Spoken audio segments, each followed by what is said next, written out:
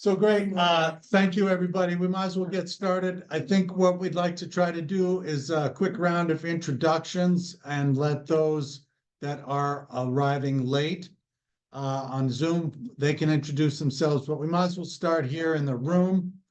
And then we'll move to the, for those of you that are here remotely. So good morning, Rick Hopkins.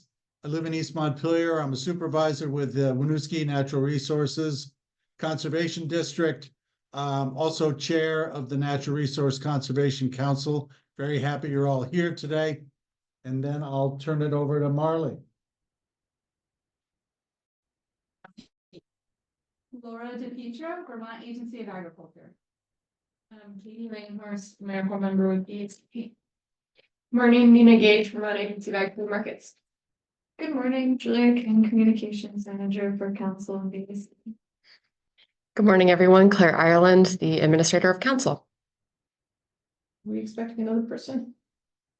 I guess we are. We are, but we can go to the online folks, I think. Okay, so we'll introduce those of you that are here remotely.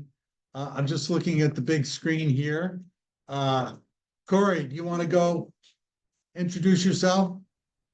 Sure, thanks. I'm Corey Ross with the Windham County Natural Resources Conservation District and one of two of the elected district manager representatives. Great, Linda. Morning, Linda Course, Chair of the Windham County Conservation District, President of VACD, and the Southeast Supervisory Union rep to this meeting. Good morning again.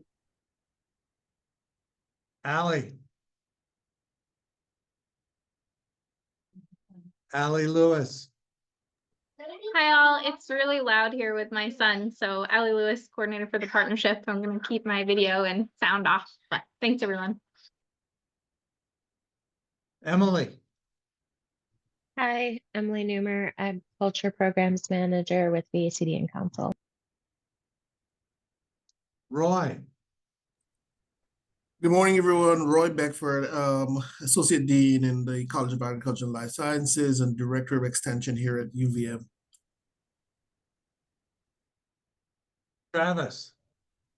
Hey, good morning, everybody. State Conservationist Thomason. No, just kidding. Travis for NRCS. Good to be with you. Great. VACD Communications. Perfect. All right. Is there another screen of participants? Okay. So I don't think we have a quorum, unfortunately. I think we do.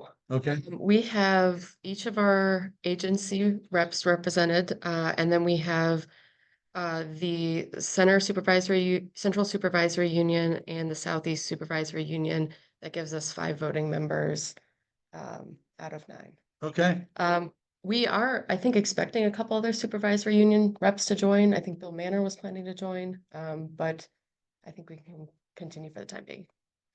Okay. Gang, Bill? we do have a quorum. Bill said he wouldn't probably be joining till later, Claire, I believe. Thanks, Linda. Okay. Well, Roy, thank you for joining us. It's been a while since UVM Extension has been here at the table, and so we welcome you and look forward to more participation, ongoing participation in the future. And certainly among your colleagues, Roy, I would encourage you to find an alternate in the event that, you know, you have a conflict when something comes up, and you just assign your alternate to join us. So thank you so much. Let me use a couple of seconds to say that this is important to us, and we want to make sure that we are fully participative. For about 8 months now, I have been working without the luxury of an associate director in Dan Lerner, who was here with us. But I fill that position, so I have an formal announcement that went out on Monday. Chris Callahan, who has been a long-time engineer ag engineering person with Extension, is now the associate director for Extension and will be an alternate at some point, and we'll figure this out, but we will have presence. We'll strive to make sure that we have perpetual and continuous presence from this point forward. Kind of sound like a marriage vows, but Well, great. That's fantastic, Roy. Obviously, Extension is an integral partner through all of this regarding council and the districts, VACD. So we appreciate your participation. So all right, so we've done introductions. We'll jump right into the agenda. First up would be reviewing and approving our December meeting minutes. I make a- December. What Make was a that? motion to- 18th. Make a motion to accept the December 18th, 2024 minutes. Motion by Linda, seconded by Nina. Any further discussion on the December meeting minutes? Just have an administrative question. I can't vote on this because I wasn't at the meeting, so I can't approve them or disapprove them. So will you have a quorum to vote, or how does that work? Historically, we have allowed people who weren't able to attend to vote on them. If you'd like, if you don't feel comfortable with that, then we would not. Yeah, if you're okay with that. I think we have been okay with it in the past. Any other comments, questions, clarifications? Hearing none, all in favor? Aye. Aye. Great, thank you. The minutes are approved. Next up would be, oh my goodness, impact of executive orders and changes to federal funding. Claire, is 30 minutes enough? We're gonna get into it. And I hope it's enough. If we need to extend, we can extend. I think this is an important conversation to have. And I am going to share my screen as we go through this information. I think everybody here is aware of a lot of the difficulties that are being presented by not only the federal funding freezes, but also some of the executive orders, just in trying to navigate how that impacts our operations. We're going to start by talking about the funding situation, but if people have, as I go through our list of grants that are either frozen or on hold, feel free to jump in with questions or with additional information. The situation has sometimes changed pretty quickly, and so we're trying to, often update information in real time. But I'll share my screen and we can get into this.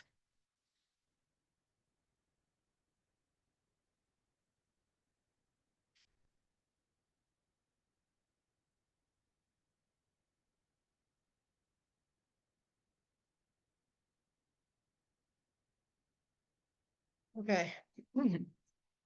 So we surveyed VACD, the Natural Resource Conservation Council, and districts just to try to figure out what our areas of biggest risk and exposure are with federal grants and federal funding.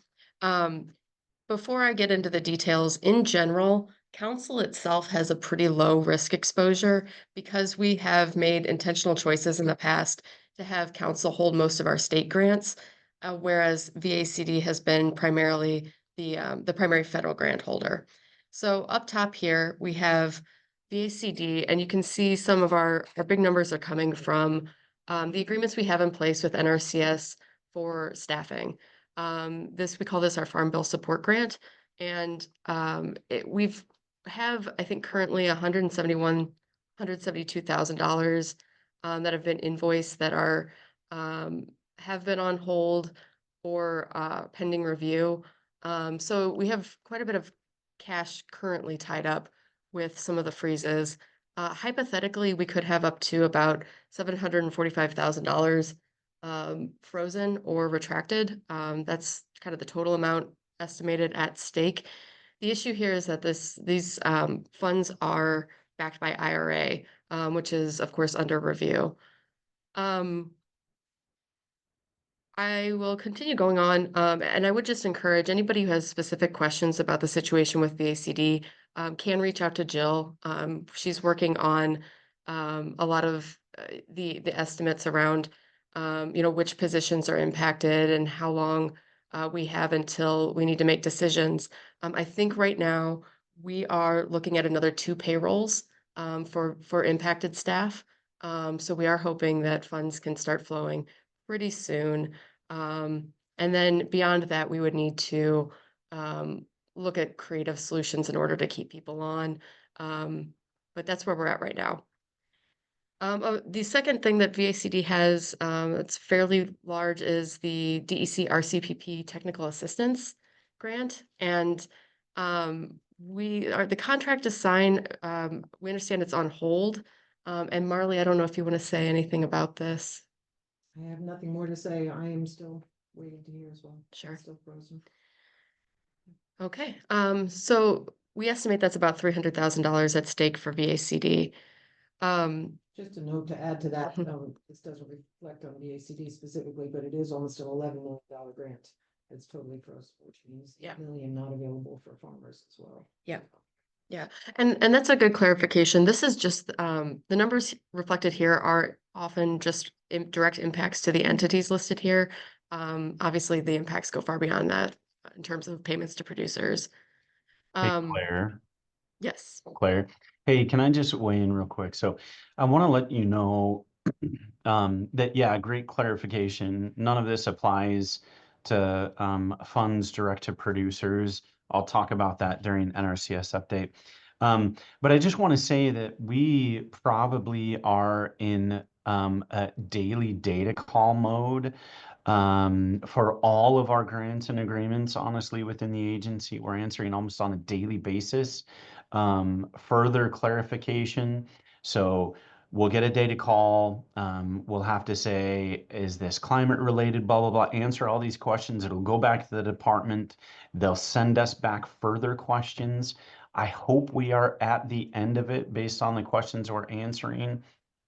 And I'm hoping that in the next week or two, I don't know anything, but I'm hoping based on how we're answering data calls, that we will at least know either way whether or not we'll be able to move forward with IRA agreements or they'll be terminated in their entirety. We just don't know, but I'm hopeful we'll at least know soon. So thanks for understanding. Of course, and thank you for all of the timely updates you've been giving us, Travis, as we sort through this. Yeah. So continuing down the list, we do have about $120,000 held up for Vermont Agriculture Water Quality Partnership Coordination. This supports staffing. We've been notified the agreement's on hold. Then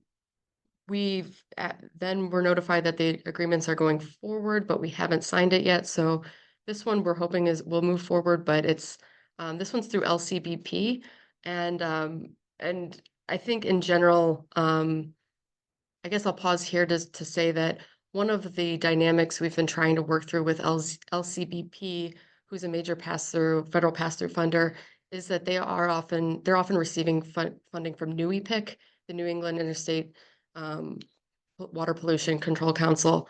And there's some tension there between NUEPIC's policies and LCBP's policies. LCBP has said that they are committed to keeping cash flowing. NUEPIC has said, do work at your own risk. We've all received certified letters from NUEPIC saying that. So we're not really sure exactly. It's an area of ongoing uncertainty. And Jess, I don't know if you have anything more from NUEPIC or LCBP. I had a conversation with someone from LCBP yesterday who said again, they're planning to honor agreements and they're just moving forward as planned. Yeah.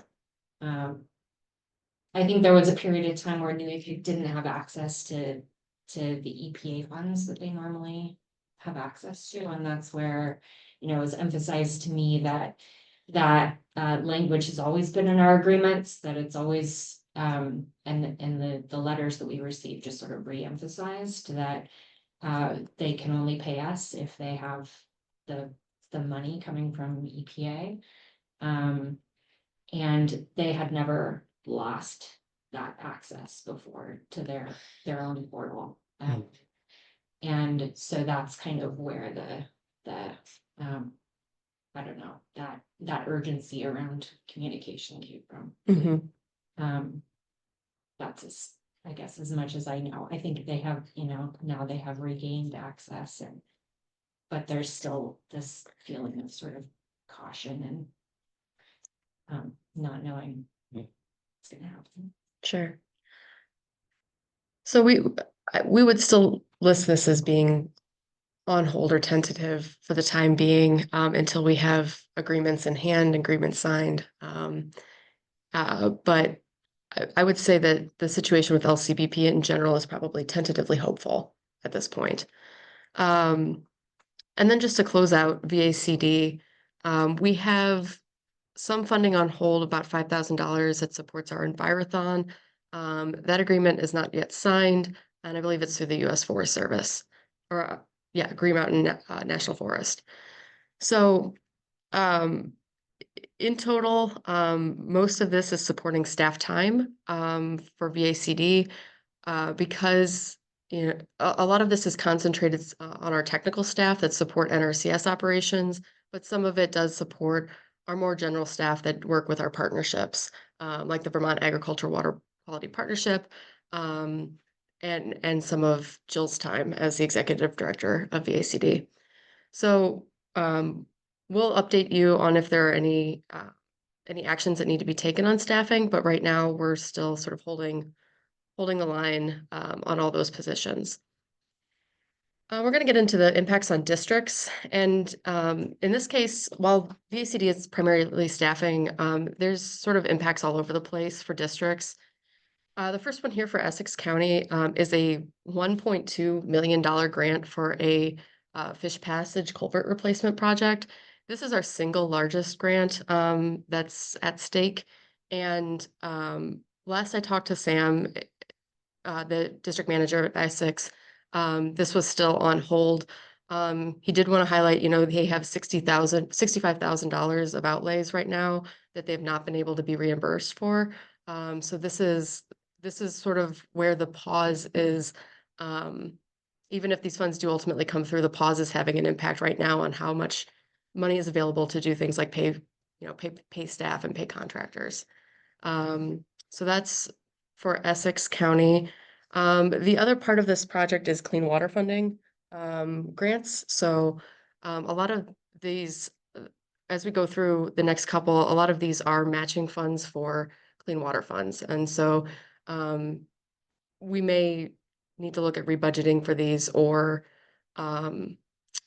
letting go of the projects for the time being if the federal dollars get retracted. Essex County NRCD has 117,000 tied up for dam removal. So this is through LCBP, so we're tentatively hopeful, but we're sort of pausing on this for a little bit until we get a clear sense of the situation. As you know, dam removals are a big commitment, so this is so we're just sort of being tentatively cautious here.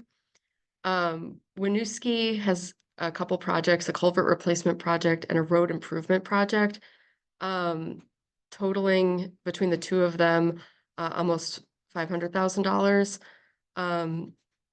These have both been awarded but not gone to contract yet. And they've been informed that the situation, although it's with LCBP, but the pause is because New EPIC is uncertain of the funding situation. So we'll see as that gets sorted out if this can move forward. Pulteney Meadowy has a smattering of different grants, all through LCBP. So again, tentatively hopeful. One of them, $20,000, supports their nursery. And then some others totaling of about $60,000 are supporting things like organizational development and some other smaller projects. I'm going to skip council for a second and go down to Grand Isle. So Grand Isle does have an LCBP grant for organizational support. They just started on this grant, so they're, I think, pausing for the time being. They don't need to move on this urgently. But they're gonna come back to that when they have greater assurance that the money will come through. And they also have one for education and outreach. That's, but the grant is almost done, but they have about $7,000 that they haven't invoiced for yet. Wyndham and Corey, feel free to jump in here. Wyndham has two National Fish and Wildlife Foundation grants looking at nitrogen loss in the Connecticut River agriculture and sensitive nesting grassland bird species. Supports a wide variety of activities under both these. Notified that they can work and incur costs, but still uncertain. Corey, do you want to say anything more on this? Yeah, I don't have any updates to provide. I guess I will say the second one, the Nesting Grassland Bird Species Grant, is a new award, and I actually just signed the award last night, which was amazing to me. I'm still so skeptical that it will actually happen, but currently the folks at NIFWF are saying that everything is business as usual, although they have cautioned me that that could change at any moment, which of course makes it precarious to incur costs. And then you have one through U.S. Fish and Wildlife Service for Japanese stilt grass. Do you have any updates on that one? Yeah, I spoke with Rachel Klish at Fish and Wildlife this morning, and she said that, to the best of her knowledge, that's going to go forward like normal. Great. Great. So hopefully, as people do get notices like this, we will update this and remove some of these from our list of uncertain. Okay, so Rutland has a grant also through LCBP for organizational support for about $20,000. It's the same situation as all the other LCBP grants underwritten by NUEPIC or passed through from NUEPIC. Otter Creek has a very small tree planting project, $10,000 that they're working on. White River, and I'm going to spend some time talking about the next two because this is a partnership between White River and Bennington, and it might be our most extreme impact so far.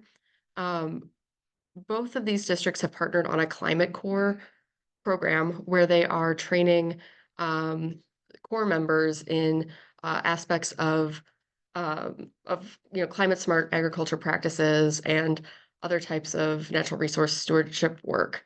It's a pretty cool program, brand new program. They just started it this year, but they did receive a stop work notice as of March 14th. That program has been canceled in its entirety because it has climate change implications. That is the focus. That's how it was branded. So that they've been notified that is canceled. Unfortunately, they have outstanding invoices going back to December that are sitting unpaid with the core network. And so right now, both of these districts are severely cash compromised and to the point of maybe not being able to make payroll. They're exploring options about things like loans and other types of cash influx that they can get in the meantime. We're going to pay invoices for both those districts, probably as soon as Monday to try to help them out. But this is one of our more severely impacted situations. This is through no fault of theirs. They submitted the invoices in a timely manner and they've just been sitting unpaid. So we're going to be working with both these districts to try to find solutions. And Corey? I just wanted to add one that I think affects White River as well. Both White River and Wyndham have sub-agreements with American Farmland Trust to do conservation planning work.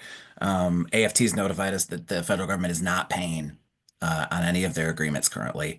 They haven't been given a stop work order, but they're not paying. So AFT's notified us that we incur costs at our own risk on those agreements. And I know White River is probably similarly as impacted as we are by that. Thanks, Corey. I will be interested to know some numbers behind that and what that impact looks like. I will say too that I don't think this list is fully representative. This is just what people were able to get us at the time. And we're updating this as we get more information. So, okay, thanks, Corey. We'll add that to this list. So I'll move on. I really did want to highlight the situation with White River and Bennington, because if we see more of these grants in the situation of cancellations, the impact will be difficulty to make payroll. That is ultimately what will happen. So I'm going to go back up to council.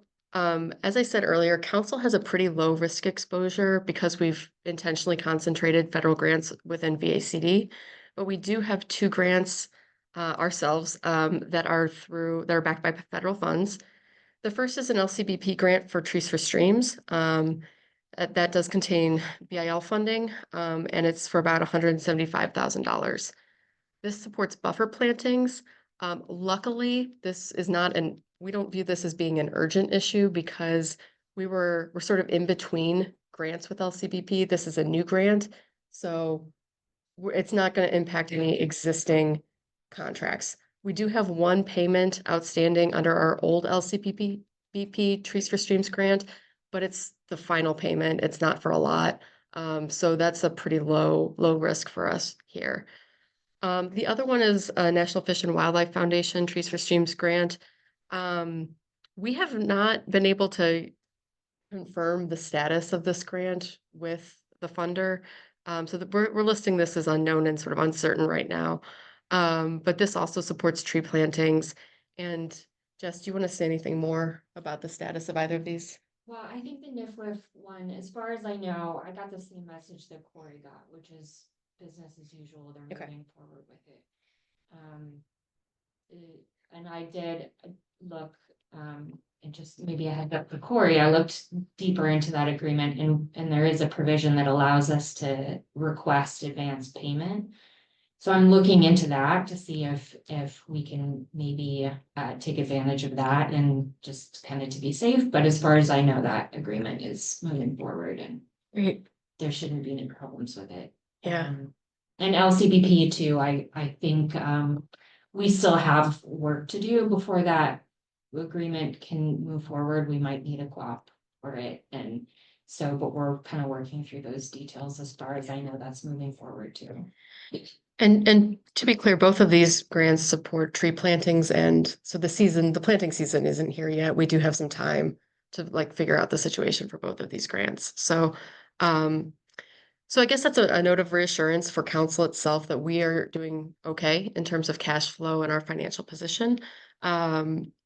This is for council itself, the greatest exposure, but we're feeling tentatively optimistic about both of these grants. Just a quick question to clarify, are either executed or neither Trees for Streams are executed yet? But hopeful. The NIFLIF grant has been going since 2021. Okay, so that's active. Yes. Yeah. And the LCBP one is not executed yet. Okay. And would those 2 Trees for Streams grants be available statewide, or the basins for the basin, and then the NIFLIF is for outside of the basin? The basin is for the basin, and NIFLIF focuses specifically on habitat management and especially areas where eastern brook trout would benefit from tree plantings. But there is some flexibility in where we use it. Claire, can I ask you a follow-up question? You mentioned how some of these grants were matched for clean water funds. Yes. And with whom? The Ag CWIP or with A&R ones? With ANR. I think it's almost entirely ANR. And we're talking about the culvert replacement projects, the dam removal projects. Those kinds of projects often bring together clean water funds through DEC with, federal funding. I did testify to the Clean Water Board about this general dynamic at their last meeting. So they're aware that, I think they're just generally aware that we do use that fund as piece together, budgets that rely heavily on federal funding sources. So, like I said, if the federal piece of this falls through, a lot of these projects aren't scalable. You either remove a dam or you don't. So what we'll be keeping an eye towards is sort of the pace of getting money spent under the Clean Water Fund and whether or not we need to rebudget on any of these projects to backfill, or even if that's even possible. And I will say that we had a meeting with Lynn Minot of Watersheds United Vermont yesterday. They're sort of in the same boat with the whole federal and Clean Water Fund mix. And they reported that they forwarded two specific requests to Julie Moore. One was that asking ANR to look at establishing a sort of a risk pool or a reserve fund that would help mitigate the impact of federal funding withdrawals for Clean Water Fund projects. And then the second ask was, whenever possible, if the state has a federal grant, to do the process of requesting the federal government to forward them funds upfront rather than on a reimbursement basis. So those were the two thoughts, and I think I support those as well, just from a grants management perspective. So that's what we're looking at. Roy, I see your hand up. Yeah, I wanted to kind of ask you a quick question. The bulk of the funding that we're kind of uncertain about is about $2 million. Could you just remind me what constitutes uncertain at this point? Sure. Uncertain at this point is that I would say it's a broad range of things. It's anytime we have a funding source where we don't have an executed agreement yet, or where payments are, I wouldn't even say on hold, because anytime we actually do have payments on hold, those were categorized as on hold. It's really more of a feeling, honestly, on behalf of the grantee or the grant holder, an uncertainty of whether or not they can continue to do work or invoice because they haven't received positive, proactive confirmation from the funder. It's essentially we don't know. We don't have assurances to spend at this point. Okay, but just to be sure, these folks have not received any directive that says don't spend or we're not moving ahead with the contract, that kind of thing. Correct. Yeah. So at the bottom here, I have the totals, and this $2.3 million in uncertain, there has been no stop work order issued for that amount of money down there that we are aware of. The total on hold, this is 1.7 million. This is where there's an agreement or there's an agreement pending, and either the agreement has not been signed yet because the funder has expressed that they need to pause and evaluate, or the payments are on hold because of the same situation where they need to pause to evaluate. So that's not necessarily a stop work order, that's we're assessing. And then the canceled is there has been a stop work order issued. And so right now, luckily, we only have $400,000 of actual cancellations, of actual stop work order. So that's out of the grand scope of things, out of the 4.4 million listed here, only 400,000 is confirmed as being sort of impacted. But the uncertainty itself right now, I think, has been a little paralyzing. So hopefully we can start getting word from our funders, some reassurances, and move forward. I would say DEC has issued reassurances on the state side, which has been very helpful for people to feel comfortable moving forward with projects. But I do think we are in a position where people need proactive reassurance as opposed to, just assuming that business is usual. So. Does that answer? Yeah, thank you. Claire, is this a document that you would be able to update maybe in a month and share with council? Yes, we are going to keep updating this spreadsheet, and we are drawing on this for kind of communications everywhere. So to the Clean Water Fund, to the legislature.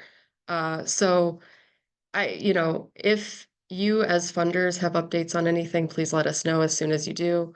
And we are in contact with districts soliciting updates frequently as well. I'll just say from the state's perspective of the agency bag, you know, we're really following the administration's guidance in terms of business as usual until otherwise told.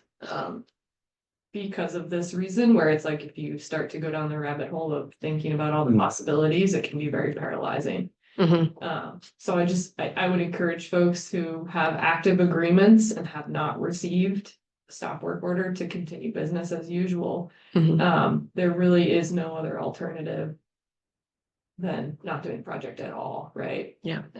And spring is coming fast. So I think we've heard from a lot of folks that active agreements, right, have really maybe the payments aren't happening as timely as possible, but active agreements are in an okay place unless you get a stop work order. So Yeah.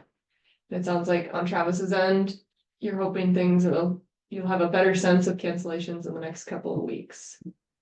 Yeah, so we do know that, you know, contracts are different than agreements. We have had contracts specifically that have had a stop work order notice and then terminated. But for all of our agreements, it is on hold. And I will share, like, this is how tenuous the situation is. Just about 5 minutes ago, I got an email from our grants and agreement specialist at, you know, headquarters that processes payments that said, based on an executive order that was signed yesterday, all payments on all agreements, whether IRA or not, are on hold until the agency can interpret the executive order and move forward. So the situation for funders, you know, I apologize, is pretty tenuous right now. Thank you for that update, Travis. Yes, and so I think, and I will just share that in conversations with our grant managers within NRCC, because we obviously we take these funding sources, we bring them into programs here at NRCC, and then we subgrant out to the districts. And our strategy has actually been, particularly with the enhancement grants, to release as much money as we can right now, and to try to keep that money flowing and the projects, you know, try to keep that pipeline going as much as we can right now. Sort of in with the idea that one, the money might be needed more now. Potentially, if people were looking at going after federal grants and now they're not, there may be more demand for some of the state grants right now. But also because of uncertainty in the future, with sort of we want to continue doing work right now before, you know, the end of this current federal continuing resolution, before, you know, rebudgeting happens. So we're going to keep trying and pushing forward.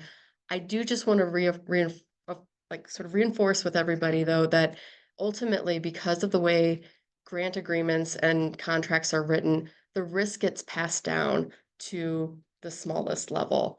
And so at the end of the day, it's the contractors and it's the districts that end up with the risk. And at the end of the day, they would be the ones that struggle to meet payroll. So I just want to, you know, emphasize that point. I know that we want to keep moving forward. I know that everybody, like the districts, want to keep doing these projects. So I don't think there's any lack of will. It's just wanting to make sure that, you know, people get what they need. And Corey, please, yes. Yeah, Please jump that's in. well put, Claire. And I'll just add another complication from my perspective is invoicing is incredibly time consuming for some of these federal agreements. And it would be like ideally I would invoice quarterly because it's the same amount of work no matter how often you do it. But the longer we leave expenses on the books and don't invoice for them, the greater the risk that we'll never be paid for them, as White River and Bennington have found out. So I do think, I mean, Nina used the word paralyzing. It does have that impact on our operations and trying to figure out how to move forward because we're living with a lot of risk, which is hard. And I will be on that note, I've been in contact with a lot of districts who just have questions around invoicing. And so we're going to be releasing guidance tomorrow that if districts have invoices with council, that they can invoice as frequently as they want. And that in fact, it would probably be a good idea to start invoicing more frequently whenever possible, just to help with cash flow. And so that we're not in a situation where pauses compromise people's ability to retain staff. So we're going to be working on that and doing what we can through council. Now, council we've been asked if council can provide loans or other types of cash flow assistance to districts. Right now, we are not sitting on enough of a cash balance to really do that in a meaningful way. We do have a lot of outstanding invoices with funders, some of which are starting to be paid. So as that comes through, we can look at what of that cash balance is not obligated and make a recommendation maybe at a future board meeting. But right now, we're really not able to help much with cash flow questions, except except to pay invoices as timely as we can. So that's where we're at. I do see I've gone over my time. But Rick, what do you think? Yeah, we do want to keep moving along. So the document that you've shared with us on the screen here, Mhm. that's not really being distributed at this point, We just because it's so preliminary. We have shared this Okay. actually with legislators, when they've asked for it. We have emphasized that this is preliminary and an estimate and subject to change on, case, day by day basis. But we have been asked, and I guess this is another just update, but we are being asked by the legislature to provide input on how all of this is impacting districts. We will be testifying to the rural caucus about this probably next week. So if anybody's interested in or thinks there are important things to bring before the legislature, please let me know. We will be working on that again for next week. Claire, yeah. as you know, Emily is trying to pull together a meeting with you folks, Yeah. with the ACD, with Watersheds United, and with BAPTA, the Regional Planning Commissions. She had a date all set for that for, I think, the 5th of March, but our new deputy commissioner, came and would like to participate, so the date is gonna be rescheduled. I don't know if you've gotten that or not. I have not. Okay, I did let Emily know that Michelle was going to be on board and that she should probably be invited as well, so if you can share that with Michelle and when the dates and info do come out, so. Yes, we can definitely do that. And I'm really glad that Emily is pulling that together. Much like in the beginning of COVID, just trying to get a sense of what's going on, which is exactly what you've got here. There's an Yep. enormous amount of work in this, and I really do want to thank you all for doing this. This is incredibly helpful to have. Thank you. I can't imagine I can imagine how challenging it is. It's all very difficult, so appreciate your help Yeah. very, very much.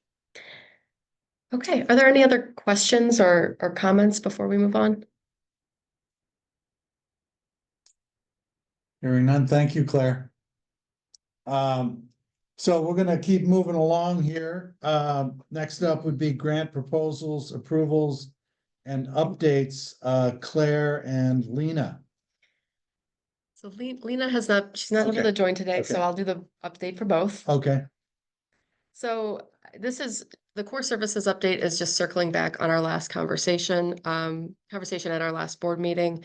We did release the RFA for the $100,000 in one-time funding to the districts.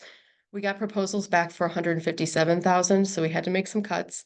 But we were prioritizing using that $100,000 to help districts meet priority needs, which included compliance with the new open meeting law, best practices around financial management, and other self-identified compliance with self-identified sort of legal requirements or mandates, including things like ADA and OSHA. So we got proposals from 13 of the 14 districts. Lamoille was the only one not to submit a proposal. And all districts were awarded some amount ranging from a low of about $1,000 for some small minor equipment, up to I think about $11,000.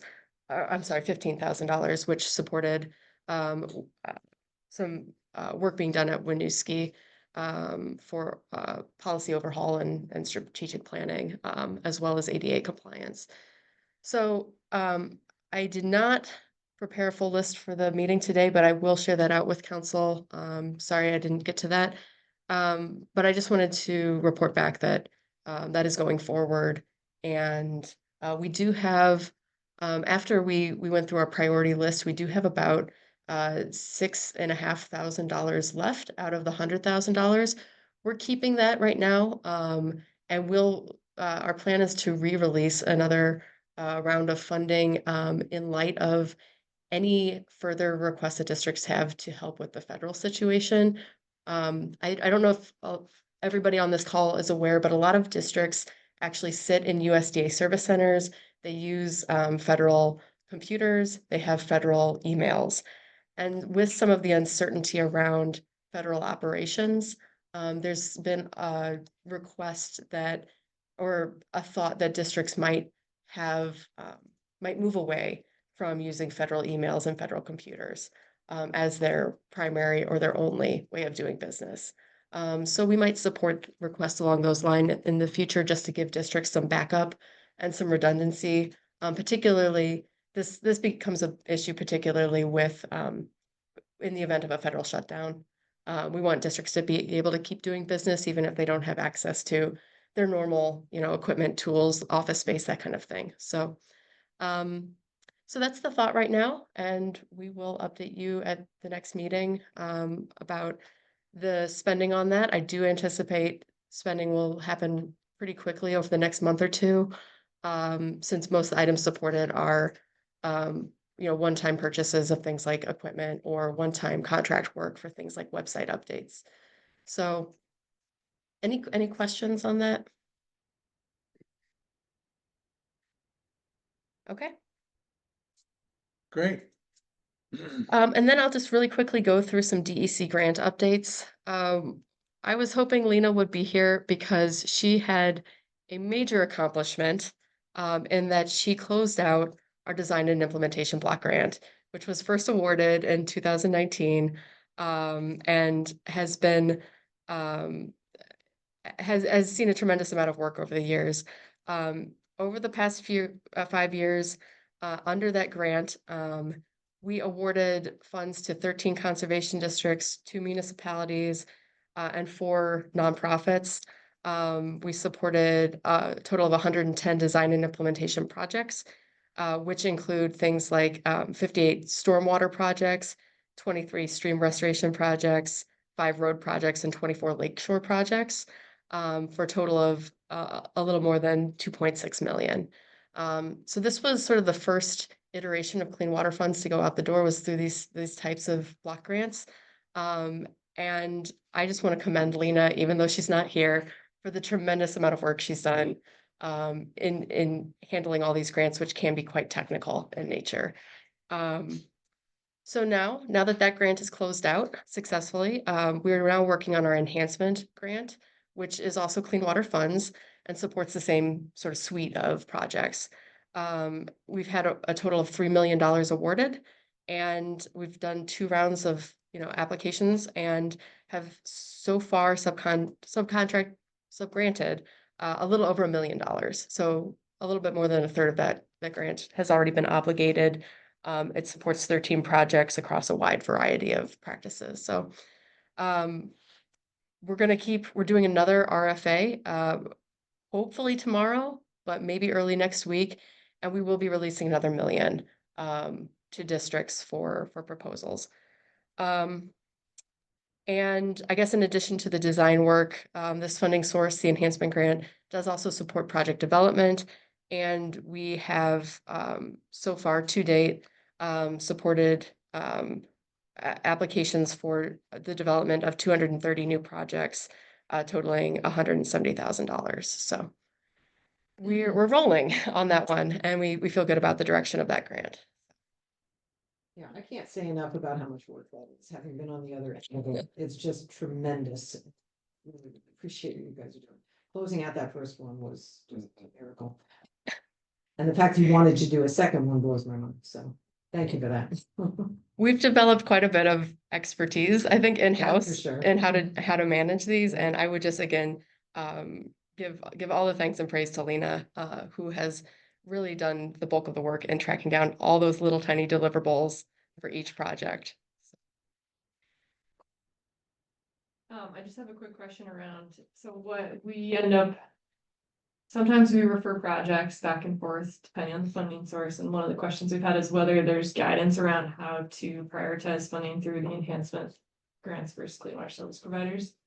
Do you guys have more clarity in that regard around the enhancement grants and how to navigate like which projects should go that way versus Should be submitted to a clean water service provider, or is that still a space that's a little bit fuzzy?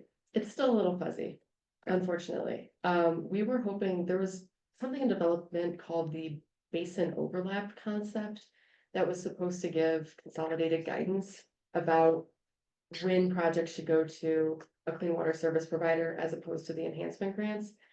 As far as I can tell, development of that has been stalled. What's that called? It's called the basin overlap concept.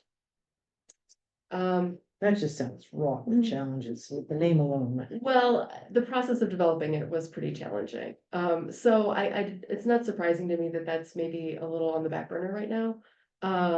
I think, yeah, we do think there's some, overlap situations where people are applying to both, us and clean water service providers. Our guidance has always been, if you think it has a high phosphorus, value, please go to your clean water service provider. The problem we're having then is that we think, and again, this is hard to know, we think that projects are sort of maybe potentially languishing with clean water service providers. I can't say that for certain, but one thing that we were hoping would happen is that if a project got rejected by a clean water service provider, then it would be forwarded to an enhancement grant provider. And that we could just kind of continue rolling with that same application. I think that's not happening. I think people are in a position of needing to reapply and reconfigure, potentially to a whole suite of other grants like enhancement, federal, et cetera. We need to revisit this, and I think we are scheduled to revisit this, with all of the funding program administrators. I think this has maybe been a little bit on pause with Neil's, transition with this new role, but we are hoping to revisit this. So our guidance is, high phosphorus, go to your clean water service provider. What the projects I think we're seeing come to us have been, they do have some phosphorus value, not usually tremendously high. What we're seeing are projects that have a diverse array of benefits, so like habitat, a lot of stuff like having to do with habitat or recreation, or sort of the co-benefit side of things. So we're really happy to support those. But I think this still needs work, is I guess the short of it. And the enhancement grants are also clean water funding, right? Yes. Yeah, okay. Yeah. Thank you. So can have habitat as a co-benefit, but not as the only benefit. Everything that goes through the Clean Water Fund has to have a water quality benefit. The question is sort of what the threshold for phosphorus is between the funding sources, and so each clean water service provider sets their own threshold of what they think is going to get them to their goals. This has been another Can you challenge. explain what that means? What do you mean a threshold? So there's no I'm gonna read Greg. statewide definition for what constitutes a high or an acceptable level of phosphorus reduction for any given type of project. Oh, Everybody, making it worth doing. you mean? yeah, making it Pounds per dollar. Yeah, pounds per Got dollar it. for a cost effectiveness calculation. Each, clean water service provider has their own set of goals, and they each can determine how they meet their goals, and so part of that is determining what they think their cost effectiveness calculation is. What dollar per pound, they want to set as their threshold. That's been a little challenging for us because we don't always know, if we see a project, we don't always know, well, like, oh, that's over or under the threshold, because there are different thresholds for different providers. Depends on where it is, right? Right, so it's been very complicated. And there's different efficiencies for different practices, and some practices Yes. don't have efficiencies, so I'm guessing those are sort of the sweet spot for enhancement grant funding. Yes, Yeah. so, and that has been true. I think there are a whole suite of project practices or project types that haven't had a value assigned for phosphorus reductions yet. We've been seeing those, and we can definitely just say like, yes, do your strategic woody additions. You can just go forward and do those. In fact, we were sort of testing out that methodology through the enhancement grants. That I think now has a phosphorus reduction calculation. So that's now eligible for clean water service providers. But one of, I think the values of the enhancement grants to the overall system is that flexibility and that ability to sort of experiment and support things that are hard to justify by the just focusing in on those established project types alone. So Yeah. And Marla, do you guys have any updates? I remember someone mentioning like forest roads were a new area of efficiency. Still working on those to the best of my knowledge. Okay, Is there anything else in the works that's coming out tracking wise that you You know, know? the of? elephant room in the room is gullies. Okay, um, any other ones? Any other than that, yeah. I don't think so. Not that I'm aware of. I know everyone keeps talking about the Forest Rose one being important and a lot of folks want to work in that space, so we'll keep our eyes to hear more about that. So that's the update for DEC grants, rolling forward, and we're gonna try to get, as I said earlier, we're trying to get as much money at the door currently as we can, so.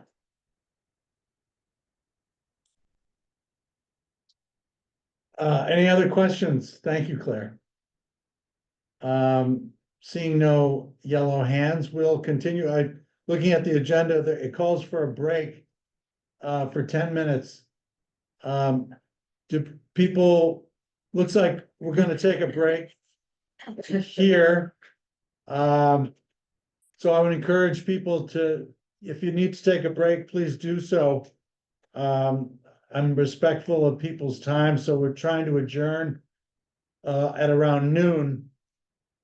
So if it's okay, and would like to continue moving along with statute and administrative updates. If I could suggest before you do that, this table should get in on this. It's very good as part of your break. Yeah, there's food here. Enjoy it, yes. Okay, so it's 11 o'clock. Bill should come back by Yeah. 11:10. Yeah, 10 after. Welcome back, everybody. Hello, Sarah. So we'll just jump right back into the agenda with statute and administrative updates. Thank you. So this was a discussion topic at our last meeting. We voted to create a committee under council to look specifically at statute questions. We have some identified membership, some people who volunteered to be a part of that. I will say though, we are still looking for a time for our first meeting. I sent out a poll originally to solicit some time to meet. And that has sort of fallen by the wayside as we navigate some of the federal questions as well as the legislative session.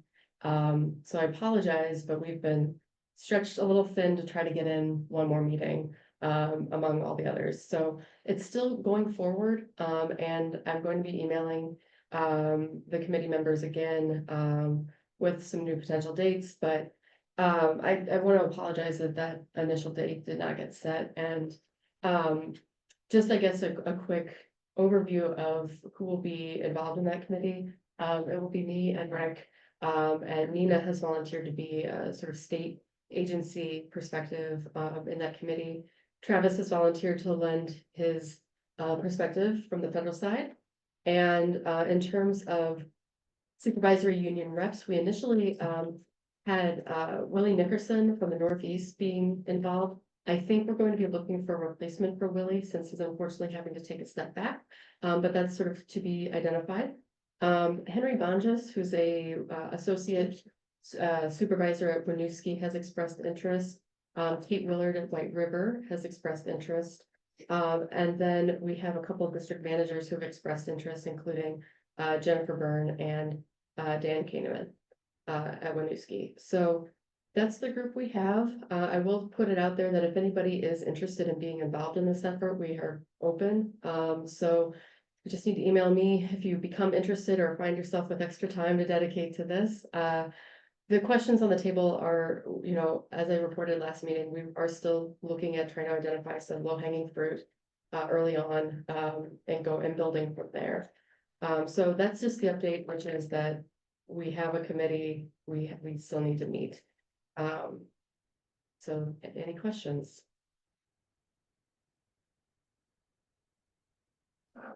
Thank you. And Claire, it's been a while, but we still have questions that are being still chewed on by the Attorney General's office. That's correct. Yeah, I guess I don't Okay. have it listed here on the agenda, but I'll give an update. We have a lot of open questions about different aspects of district operations and statute. So one of them has been the open meeting law that was passed last year. It's unclear how that applies to districts. The previous iteration of open meeting law was a little bit more straightforward, but this iteration differentiates between advisory and non-advisory bodies and between advisory and non-advisory meetings. And so there's this sort of nuance, and it's a little bit unclear right now how districts end up falling into that, and what types of meetings are then covered under the law. So I have a request into the Secretary of State's office. I will say I put the request in first thing in November, which unfortunately was right before the election, so they're very busy. But I have not heard back. And I've been emailing them every other week. So I would just say, this is a challenge I'm running into, and I think my next step is actually to go to our Attorney General's office contact to see if she has any guidance around this issue and or around working with the Secretary of State's office, because I am continuing to get questions from districts about how this applies, and my guidance right now is really just err on the side of caution, but. So just one thing that I have no idea, and I do see Linda's hands up, sorry. It may be impacting your ability to get a response, but again, I have no idea. So Agency of Ag has counsel at Attorney General's office. That is typically someone we can communicate with. That person left that position, and they've been trying to hire that position and have not been able to successfully do so. So I don't know who the contact is at A&R, but maybe I'll find out. hitting a specific person and trying to ask that question. I do know that the AGO is just swamped right now dealing with the impacts of some of the federal stuff as well, so. Yes. There's a So- lot, but that doesn't answer why they didn't reply in November. I will say the AG's office has been responsive. We have a new person we've been working with. So initially it was Thea Schwartz with Agency of Ag. We were then referred to, I think she's with A&R, but she's Melanie Kane. Melanie Keene? Keene, Didn't yes. she retire too? Like a while ago? I was just in a meeting with her. Okay, maybe she has it. ago. Don't quote me. It's okay. Yeah, so we do have a contact with the AG's office, and she has been extremely helpful. It's the Secretary of State's office that I'm okay. having trouble with right now. So that's just to keep you updated. Welcome. Thank you. Welcome to- Choose not to respond for like a month. or Well, 3. I guess I'm glad to talk about this with our agency reps, because this is new for council to actually be sort of approaching some of these agencies for guidance and things like that. So anyway, I just wanted to report that we do have this question out there, and we'll push that along as soon as we can. We also have a question out to the Office of the Treasurer about district's eligibility under the municipal loan fund. You know, can they get loans for equipment purchases, truck purchases, things like that? And then there's some questions about insurance, which I'll get to around to the next bullet point. But yeah, we've got a backlog of items that we're trying to work through that stemmed out of our review of statute earlier, and just trying to track down answers. And I don't know, I think I saw a hand up. Linda had a hand. Linda, did you have a question? I was just gonna say, it was gonna be a little facetious, which we probably don't really need, but if we can't get clarity on this, then how hard do we work to try to abide by these open meeting laws? But we're fine. Windham County we're doing it, so it just would be good to know just how deep into it we need to get at some point. Yeah, well, and thank you, Linda. I think most of our districts are right now erring on the side of caution with the open meeting law, but there are some provisions of it that are just a little bit more administratively intensive. And so, you know, given some districts' low staff capacity, there's that question of, you know, do we really need to, you know, how long do we need to keep the recordings and, you know, things like that. It's just, that's a little bit above my pay grade in terms of interpreting statute as it relates to districts for that specifics of guidance. So, but I think that's all I have for that bullet point. Any other questions? Okay. So the next item is state insurance coverage, and this is another in that same category of questions we've been trying to pursue with the state. There is a part of statute that says that for the purposes of insurance, districts are to be treated like state agencies and their staff are to be treated like state agency staff. This is a specific section of statute. It's under the provisions, the section of statute that outlines the state's general liability, auto, and workers' comp. So those are the specific types of insurance that are in question. We did ask if that included healthcare for district staff. It does not. That's a completely different section of statute.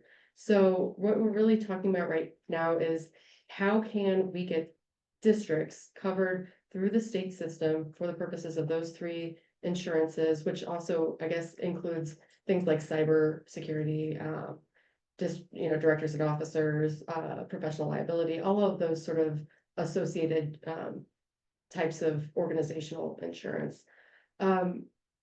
This has been, I've been going back and forth with the Agency of Administration for over a year now on this question. I thought that this was previously resolved, but there's been more questions popped up, not around the eligibility. That's been confirmed, that districts are in fact covered by the state's insurance. The question is sort of how exactly to treat districts as an agency. Normally under the state system, districts or agencies sort of are charged back for the cost of their insurance. And there's an assessment, a risk assessment for every agency about, what the AOA goes through, and they set rates depending on each agency's risk exposure. AOA has been unsure about how to do that for districts. So I did have a meeting last month with AOA where they brought in everybody involved. It was their finance staff, their assessors, their insurance advisors. It was a very large meeting. Melanie with the AG's office was there to advise on the statute interpretations. And right now, the next steps coming out of that meeting have been that AOA will develop a list of items of questions they need to know about the districts. So it's going to be similar to an insurance assessment that happens sort of through private insurance. So they'll need to know number of staff, payroll,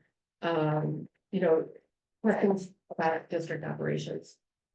Once we get all that information, we'll submit it back to AOA. Their assessors will take a look at that, and they will assign, rates based on that. And then we'll have some actual numbers to start working with. My sense in talking with AOA is that this will be a cheaper option for districts, and also potentially a better, more appropriate coverage, rather than trying to go out to the private market and sort of cobble together insurance policies that may have originally been crafted for other types of entities. That said, we still need to hear back from AOA about what the rates are and all of that. So I haven't been able to provide many concrete details, but I'm hoping to in the future. I just wanted to update you all that this is something ongoing that I'm working on. And in the future, it will not impact our current fiscal year. I've had that confirmed with AOA, but in the future, starting in FY26, council itself would expect to get charged for insurance through this same process, which we have not been paying so far. So that's an update. Any questions?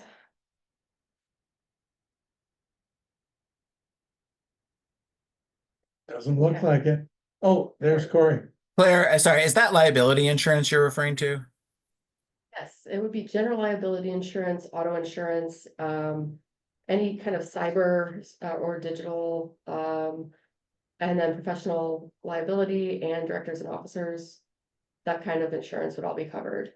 Okay. Thanks. So just to kind of clarify timeline, you guys are hoping to work through the process to have this begin for fiscal 26. Yes, and so this is a little bit of it's a little bit of an interesting timing issue because we're currently talking to the legislature about our FY26 funding request. Yep. Insurance along these lines was really not factored in. We don't have information about state insurance rates. If it's cheaper, no impact, that's fine. If it's more expensive, then we'd need to go back and you guys do anticipate that you'll be able to work directly with AOA, or do you think it's going to come through our agency? That's the piece we don't know. We don't know. That's to be determined. I think they're aware that we only have one line item in the state budget, and that's through you all.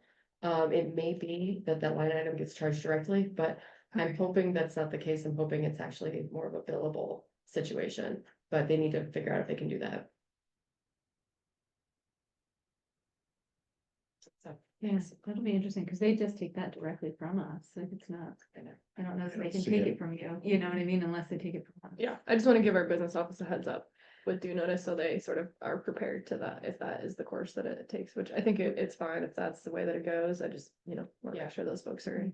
We probably need to have a meeting with your business office at some point to kind of talk through some of these questions, because this isn't the only charge that might. I know the eventually come ADS through. website was the other one. The website was Yeah. another one, and, if there's any other types of. I would like to know if we're sort of eligible for like office space or Mhm. equipment through the state, and if so, that might end up coming through that line item as well. Well, and just as a reminder, when we had the meeting last fall, when you guys pitched your budget to our administration, Anson was pretty clear that he would like to work towards council being its own line item in the budget so that it's not going Yeah. through our agency. And I don't know if there's been any discussions since that point in time, or I don't even know how we would approach that process or who Yeah. we would go to. But just as a reminder, I think that, Anson did say that in that meeting. And it's something I think we would be in support of. It's always a little bit hard to, Yeah. it almost Pathway. puts us at odds, Yeah. that having our budget under yours. And so, in our conversations with legislators this session, that question has been asked. Yep. We've, said yes, in some cases, Mhm. we've said yes, it would probably make more sense for us to have our own line item. Yep. I don't think they have a good grasp of the whole situation on, how How. we relate. Yeah. So we might need to continue working on that, but that's Okay. open. Well, I'll just say it would probably be joint fiscal. I don't even know. Probably start with OMB and then go, joint fiscal will deal with it after the fact, when Yeah. it becomes legislative. If there's an opportunity in the legislative session and you would like our agency's input, please reach out and we can connect you with Anson and Amy to. And that has been conversation. tried in the past, It has. yeah, they went to. I mean, essentially, Office of Management, and, they were denied, essentially, saying like, no, we don't wanna have a separate line item to stand in the agency of ag budget, but this is years ago, this is back when. Rebecca. Yeah. Yeah. I think our situation has probably changed, maybe. I don't You're a know. lot bigger, for You're bigger, sure. yeah. I mean, this is even, I think, before Jill got here. Yeah, You're a lot bigger. so I will reach out to you all if you have suggestions about next steps on that request, but yeah. Thanks. Linda? Yeah, I just wondered, you mentioned, Claire, that now you're talking that council will need insurance or something, or pay their own insurance or something of that nature. I assume currently NRCC is being covered through VACD's insurance, or how are you covered currently? Council is currently covered by the state. So that's just by virtue of being listed as an agency of the state and a subdivision of state government, we are automatically covered, because we, as an agency of the state or as just as a governmental subdivision, we sort of incur liability to the state. So we're covered, but we haven't been charged for it. So essentially they've been providing coverage for free. That said, we've had no charges against it. So it's, sort of benign neglect kind of situation where we just haven't addressed the issue. So essentially we would be charged. That's the only change. That said, for the personnel that serve council, they are covered under VACD's workers' comp insurance and driver auto liability insurance, and anything relating to personnel, VACD does cover.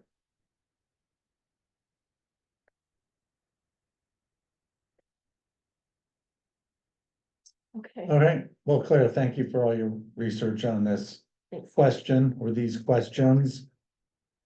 Next up is the approval of finance policy and procurement policy.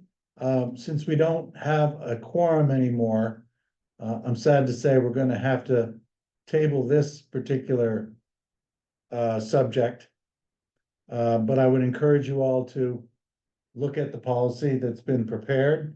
So when the time does come, we can quickly dispense with it. I will say these are our current policies. They've been reviewed by the finance committee. They've been approved by the finance committee.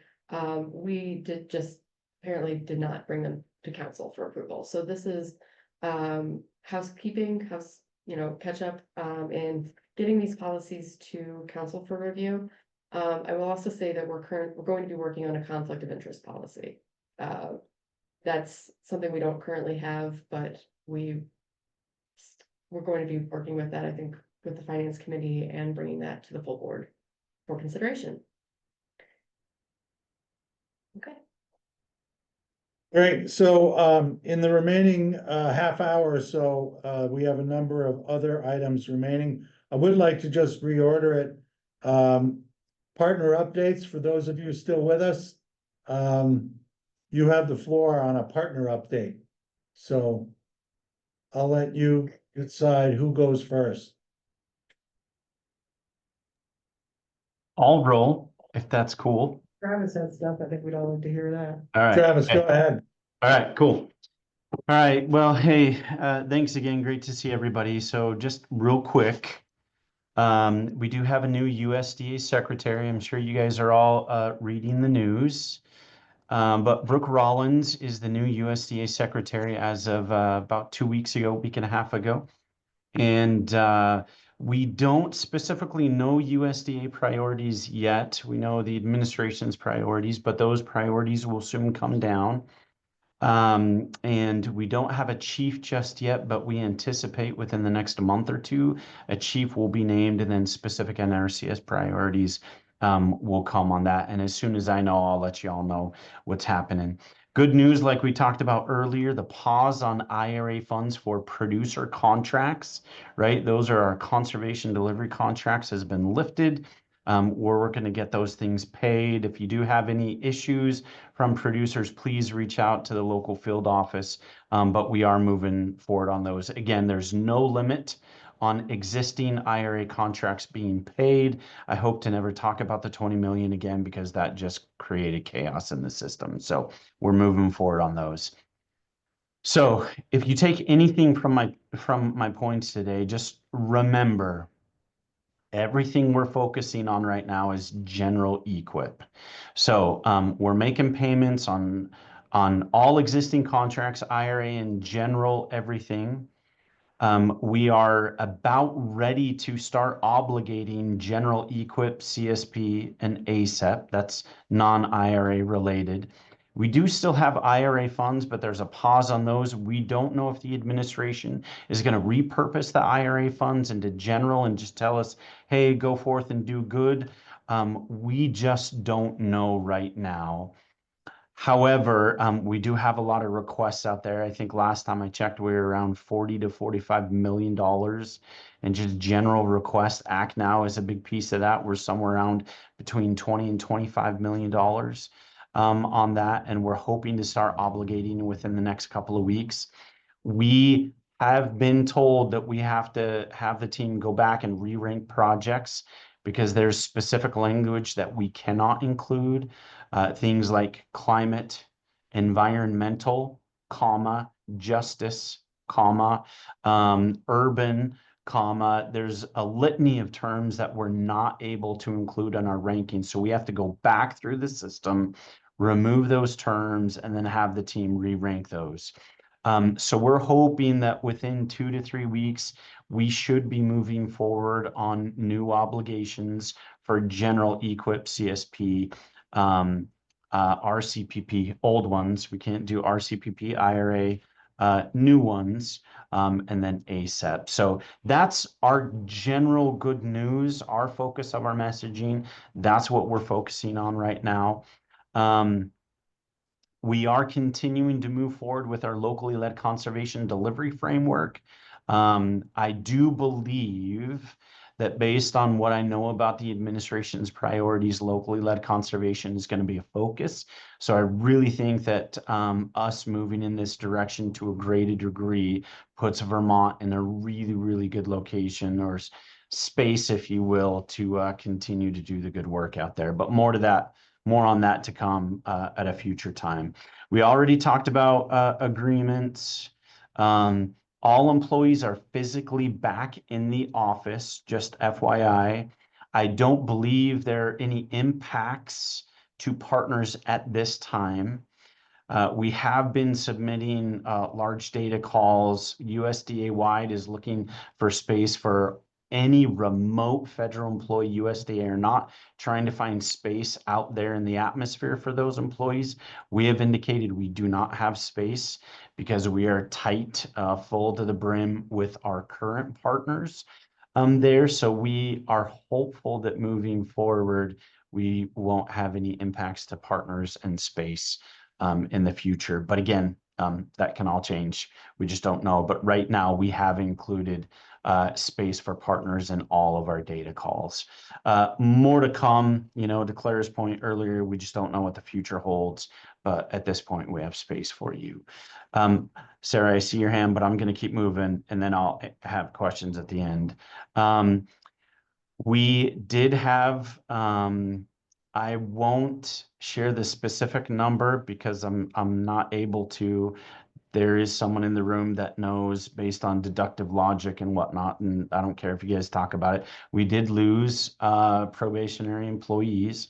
In the news out there, you can see that NRCS lost over 1,000 employees nationwide that were probationary status.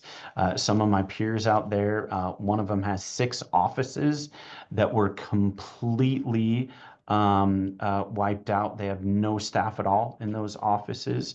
That did not happen to us. It was kind of across the board, engineers, management staff, some field staff were also let go on that. And we're adjusting internally to fill any gaps that were created. Again, just a reminder, we're currently in a hiring freeze. Nothing official from USDA on this, but I will note there is an executive order and a memorandum out there that you guys can all read. This is just me sharing with you that the administration is directing all agencies to reduce workforce. Now, there is a term in there, mandatory. So we don't know how it's going to impact USDA, but as soon as I find out, I will let you know. We don't know if mandatory includes mandatory in the Farm Bill. We don't know if we will be protected with that term or whatnot, but I'm just giving you some foresight that those plans are scheduled to be implemented by the end of September. So if anything happens, we will know in the next couple of months what impacts there might be to USDA out there right now. I have heard nothing about it. I don't know if the department is designing these reorganization or what we call RIF, reduction in force plans, but it's hot off the press, hot in the news. I'm getting a ton of questions from my staff. I don't have any answers who or what or how much that looks like. We just don't know. And I apologize, I have no news on a potential shutdown March 14th. It's crickets out there. You probably know more than I do. And then I don't have any news. I don't have any news on what a new farm bill might look like. And I'm happy to answer any questions to the best of my ability, which is not very good right now. So, yeah. Sarah. Thanks, Travis. Just wanted to go back to the locally led. Yeah. I know that, you know, currently we all have, I'll call them mini grants through VACD, which is funded through IRA. And we've been told from Jill that those monies, she feels confident that she's going to be able to stand by those existing agreements. And it seems like you're shaking your head, yes. So I guess I just want to raise the flag, which is probably obvious that, you know, if the flavor of the administration is to invest in locally led, and this is where we think we'll be able to have movement to continue to do the good work we do. I'm just concerned that, you know, we obviously would need funding to do that. And you know, the current mini grants we have is not enough. And I don't know if there's a bigger conversation.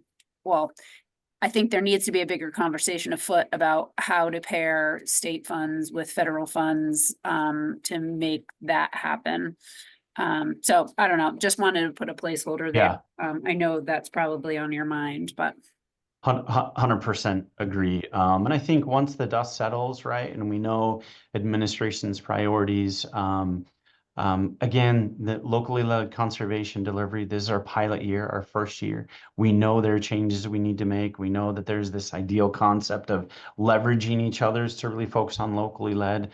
So Yeah. definitely more conversations to come on that. Yeah. Okay. Two questions for Travis. This is Laura, Travis. Yeah. Did you say that you have to revise and re-rank existing contracts? All of them? No, applications. Yeah, for Applications. So fiscal not- year so if it's any- 25. Yeah. That's much Yep. better. Yep. And the second question is in that memo, there's a reference to a 2019 document of like essential workforce. Is that a public document that we could get access to, or is it a useful document for us to understand? I honestly don't know that I have access to it. I do remember it though, and it was a shutdown document under the Trump administration that actually designated each employee as essential and non-essential. Majority of NRCS was deemed non-essential, except for maybe some of our engineers that were doing construction inspection on like existing EWP or watershed protection projects. So I don't know that I put a lot of stock in that, because I think it really, what it will come down to is how, because one of the first directives is agencies need to do research on the authority for all their programs and determine whether it's mandatory or not. You know, a previous president created this agency or whatnot. So I think it really depends on that term mandatory, because EQIP, CSP, RCPP, ASAP, all of those programs are mandatory programs funded by Congress in the Farm Bill. So I think there's some interpretation that needs to happen. And I honestly don't think that this 2019 concept is really going to matter much, depending on how mandatory is defined. Thank you. You're so full of hope. I love it. Travis, a couple of questions. You mentioned the re-ranking and pulling out words like justice and climate. What about the HU points? Would they come out or? Yeah. stay in? Yeah. So, how it works in statute, we have to give beginning farmers, veteran farmers that are beginning farmers also, and then socially disadvantaged farmers, producers, we would call them, a higher payment rate. Okay. The term historically underserved is also in the no, you can't use. Historically underserved is a USDA term that generalizes all three of those terms: beginning farmer, limited resource producer, and socially disadvantaged, right? So right now, we're scrubbing for historically underserved, but statutorily, we have to set aside funds specifically or give beginning farmers, socially disadvantaged producers more funds. We can't scrub those. It's the law, but how we treat them in the system is a little bit up for date. So we will still direct additional funds to beginning farmers, socially disadvantaged farmers, unlimited resource farmers, and included that as veterans. They just won't have the additional ranking points that they would have received previously. I know it's a deeper concept, but we still are prioritizing increased funding to beginning farmers, socially disadvantaged farmers, and then limited resource producers. Does that answer your question? It does, but it opens another one. You're scrubbing it out of the ranking. How do you, and it's a rhetorical question, there's probably no answer, but how do you assign the money if you don't know whether they are? No. Remember, we're scrubbing the term historically underserved, which is not statute. It's just a USDA term made up to group those three categories. Those three categories are still in there. It's still on the application. Okay. So we still have a way to do that. Yep. Yeah. One other question, have you gotten any release to put out widespread communication? I'm sure Nina and Laura are as well, but I'm getting calls from farmers, farmer alliances and stuff. We really want to know what's going on, even if it's someone just saying, I don't know. And Yeah. we would love that to be a joint one from Ag and ANR and NRCS together, or the partnership or something, but. Yeah, it's a great question. So I will ask respectfully. So I know that there is risk in communication on my part, right? Please don't quote me to a news reporter out there, right? I am balancing an effort to take care of you, the partners and producers, and balancing what the administration is trying to tell us. Right now, we have not received any approvals for any external communications. Right now, the department is handling all external communications for us. When that changes, absolutely, we'll try and get information out. I think I shared with many of you our talking points that, we have a new secretary. That right now is essentially the extent of what we can communicate to folks. Okay. Sorry. Appreciate that. And certainly appreciate the struggle you're in. Please don't take what I just asked as any criticism. Oh, no. Yeah. So, No, I don't. I just, there's always risk in communication, right? And I just trying to delicately balance, all of that. So. aware of that and very grateful to you for it. So thanks. Thanks, Sarah, Sarah. is your hand up, still up, or again, left over? Travis, I wondered if you could just speak a little bit about any changes that are happening at the leadership level at the state office. It's been a little bit of like sort of scuttlebutt over by the bubbler. And yeah, I'm just curious if the folks that hold a lot of levers, if that body of folks has changed. Yeah. So no, nothing has changed at the state level. I'm still a state conservationist. All the folks that have been, with me and the leadership team, they're all there. We do have a couple of gaps, right? Joe Buford is acting in the administrative capacity right now.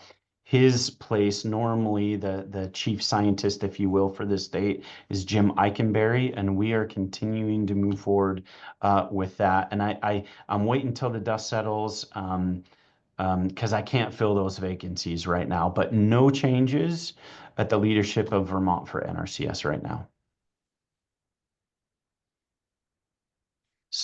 Thanks, Rick. That's all I've got. Sorry. Well, thank you for your update and giving us something positive at the end there. No changes in leadership here, so that's great. Marley? I have such limited things to report. I'm not even sure it's worth it. The other stuff is so much more important. You all know the performance report is out there. If you don't know what I'm talking about, let me know and I'll send it to you because it's gripping reading and I'm not being facetious. It's a great document. Secondly, I mentioned the partner meeting that Emily's pulling together, Claire, so you're aware of that. Third thing, Laura, you might talk about it, but ANR and the Ag Agency are jointly working on responding to the EPA's comments about the CAFO program. And I am not involved in that, so I don't have any details and you can share if you want, but they are in the middle of discussions. I don't even know what the date is for the response. March something. Okay. Right. That's all I have that's of really any importance. Nina? You want to kick it off? Anything you have in mind, I'll add to that. Sure. So DEC has gotten one of our wonderful joint ag NRCS engineers. So a new river engineer will be a Middlebury NRCS Agency of Ag engineer. So there's a vacancy. That's okay. I think it is so fantastic to have someone with ag engineering working in the river space. I think it's awesome. Yes. Because just they've been at NRCS for, I mean, I say NRCS because they did pretty much 100% NRCS work, but they were an Agency of Ag employee. Anyway, so it's just great because they've worked at NRCS for a couple of years. They've got a lot of knowledge of the practices. And so now if you're working, they have districts that river scientists work in, or river engineers, sorry, work in, but I just think it brings a nice depth to having projects done because we've had a lot of floods, we have a lot of challenges, and we just have that more scope. So I'm grateful, but that means we have a vacancy. And so Travis will be working with you and your team to understand what we do with that, given all the information, but understanding that NRCS likely does need support for engineers. So we are standing here ready and willing to fill that position so that there can be continued support in that space. And then in general, for us, we are very fortunate in many ways, right? We have our clean water budget. It's going through the legislative process. I haven't seen or heard many hiccups. So, and typically every year it's kind of just a process and it goes through and it comes out the other end as it went in. So I'm being hopeful that that will once again occur and it would continue all of our operations and support all the grantees in the same way that we're doing it generally today. So financially, I think we're in a much better space there. And as far as the CAPO and legislature and all of that, that conversation's ongoing. The response to EPA will be there, but generally the administration, so Ag, A&R, and the governor's office have generally responded saying, A&R needs to issue CAPO permits if they're warranted. Agency of Ag will continue to do non-point source work. So, essentially, I don't want to say business as usual because there will be some changes, but essentially the authorities would be the same and A&R would just need to look at farms that are discharging that are referred by the Agency of Ag and potentially tell them to get a CAPO permit if they meet the qualifications. So there will be some statutory changes that will come in place there for discussion, and they're just starting to come up in the legislature. I'll stop there. I think to add to that, just so everyone has sort of a heads up, avian influenza continues to be a concern that our agency's engaged in watching and monitoring, and we've invited EB Florey to come to the big Vermont Ag Water Quality Partnership to talk about, steps to prevent and what the current messaging is, to try to give some education across all partners who will be in attendance. We have upcoming deadlines for a couple of our programs, specifically FAP and BMP. FAP April 1st and BMP for May 1st. So our staff are sort of preparing for intake on that, getting ready for the season and starting to think about spring projects. There's going to be a slew of meetings across the state to talk about the dairy industry specifically. I don't have all the dates and locations, but there's like 25 options. So the agency's Dairy Business Innovation Center lead, Laura Ginsburg, is going to be leading facilitation of those meetings. We support and encourage districts sharing that with their producers who work in their area. I think the goal behind it is really trying to develop some Vermont-based policy ideas and initiatives to support and continue to innovate in the dairy industry. And the Dairy Business Innovation Center has been an incredible support for that concept of what does dairy look like today in Vermont? What are successful dairy businesses and how do they engage in a competitive market and be viable?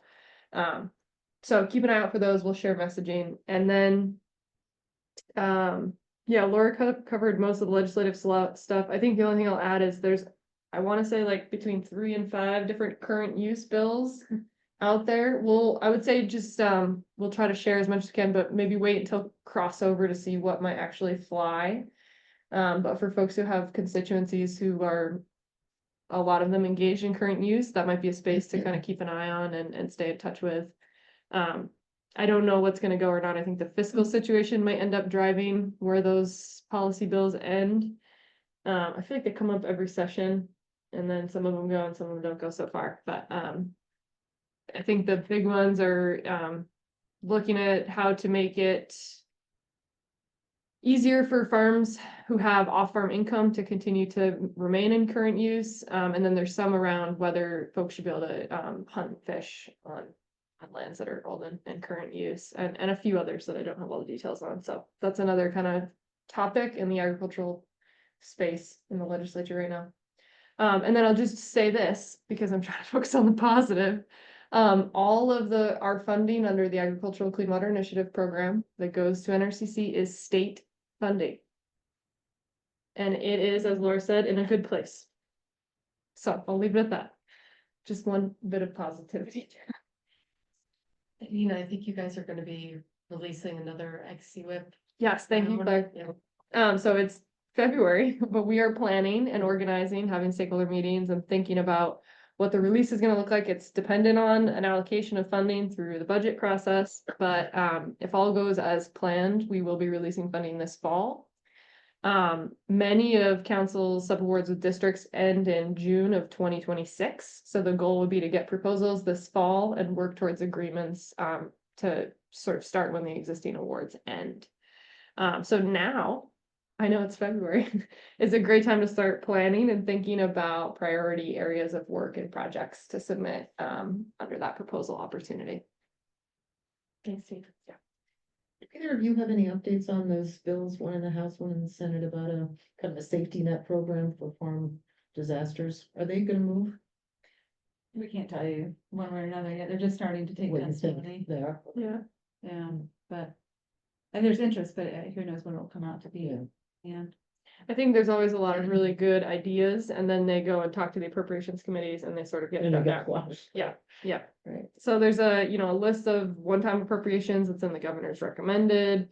The last couple of years, I think everyone sort of watched to see what kind of flood assistance programs come out, and we haven't really seen much. But there's definitely interest in the agricultural community for that kind of support. So whether it goes or not. that, and there's also bills on both sides on PFAS, and just sludge management and trying to centralize it into a single landfill somewhere in the state. But really, the core part is indemnity to the farmers, so not leaving them liable for any contamination that may have been caused by that application that might have been historic. Another thing that there's testimony starting to be taken up this week is about the right to farm law is what we generally call it, but the ag nuisance.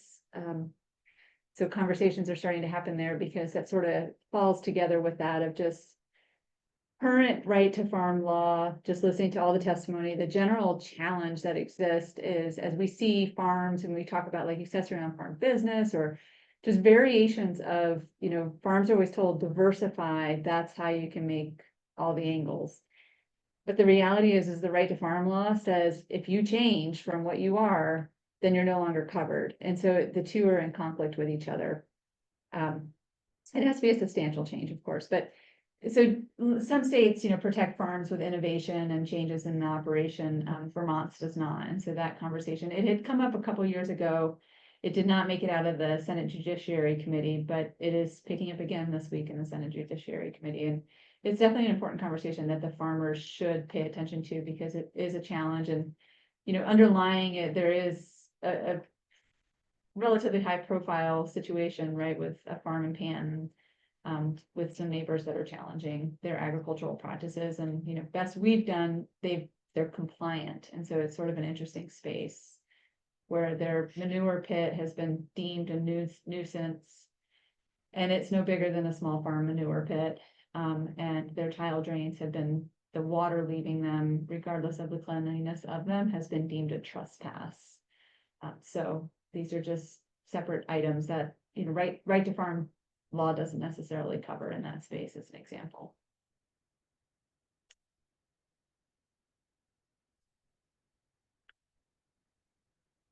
Okay, so Roy is not here anymore, so we can't hear from extension. So, district manager reps, Sarah, Corey. Thanks, Rick. I'll go quick because I know we're at time already. I just have a couple of quick updates or thoughts.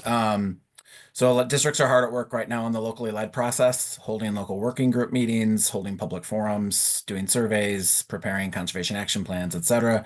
I think it's become really clear going through this process that if we're going to do this well each year, we are going to need more funding to support this work. Currently, districts have a small award through VACD. I think it's $5,000 for each district, and this is a much bigger job than that's really paying for. So, just something to put on council's radar. Another thing that's kind of come up in discussions recently, as we've engaged in our advocacy work, Julia prepared this really lovely document that tries to break down all the services districts do. And it is many, many pages, which sort of brings home the point that we are in many ways spread too thin. And at some point we could really stand to get some guidance as to at least what are like the minimum services or the core services that districts should do. Personally, I think that's a role for council. I don't want to misrepresent my colleagues' perspectives. There's not a consensus around that. I don't think every district is sitting around waiting for someone else to tell them what to do. Districts enjoy their autonomy, but some sort of guidance probably would be appropriate. And maybe the committee Claire's forming is going to get into that when they get into statute. But just something to be thinking about, that I think that is a challenge for districts, is that we've just become spread too thin. We tend to say yes to a lot of requests for assistance.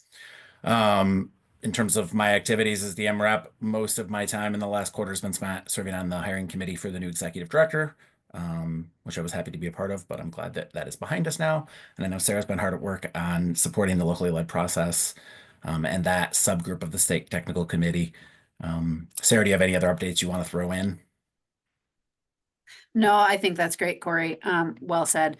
I was just thinking that, you know, the way that we define core services in the past, we have actually defined that, and it is in the VACD handbook, and I'll put that in the chat of how we defined that. I think it's more now kind of coming down to like looking at programs versus, you know, what we considered core services in the past. Yeah, so I'll put that in the chat of how we have that currently defined. And I have made the recommendation, and we have talked about it many times at the VACD level, of creating a subcommittee of VACD supervisors to talk specifically about programs. And, you know, if that were ever to be stood up, maybe that body could make recommendations to council about, you know, what Corey and I are bringing up here, and what definitely new district managers have asked for pretty clearly, that it would be nice to have that. And I think as things get more complex and there's more and more partners and more clients, it would be helpful for us to have it defined at a higher level versus the individual district level. Just a quick question on that, Sarah, for Emily Newmer, if you can join us for a sec, hopefully you're there. The ag programs review was a component of our agreement with council. Do we have a sense of when the launch of that group would be planned for? Hopefully so.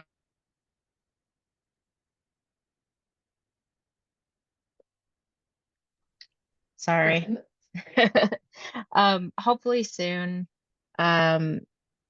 That was one piece of that leadership group that we're planning to pull together. And so I definitely want to move on that, especially since we're quickly nearing the end of this agreement.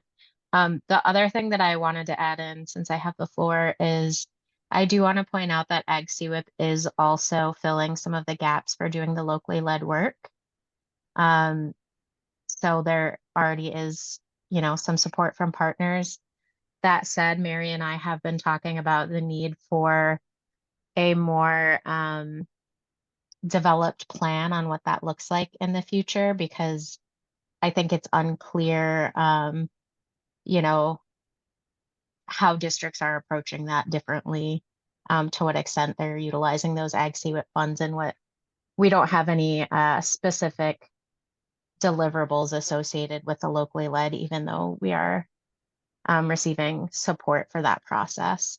So if that's something that we want to continue in this future proposal, I think that's one area where we really need to drill down some more specifics and get some clarity in our proposal, both for the district's sake and for the Agency of Agriculture.